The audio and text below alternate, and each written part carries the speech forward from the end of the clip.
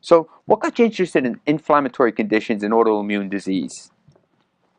Well, when I was in college, my dad's friend was volunteering at a little place up in Rye called Sloan Kettering.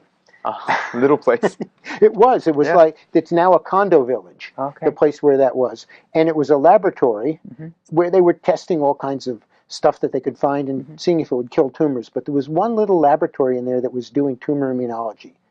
And I went and started volunteering there. And that was where I first learned about lymphocytes and cellular immune reactivity and tumor immunology. Right. And I started there back in '63. Wow. And my wife says not say how far Not long to say back it how far was. back.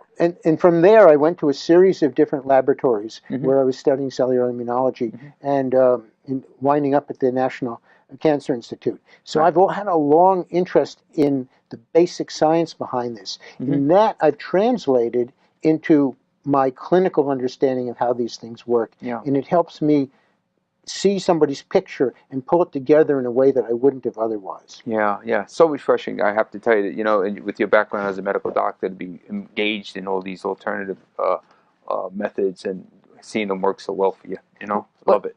It's only because I had heard about them and I sort of believed it. Yeah. But when I did my work on immune recognition and saw how the equations could be so different than one would have imagined otherwise, in terms of one thing stimulating another thing as a response, I started to understand why those things made sense and knew that there was truly a science behind it.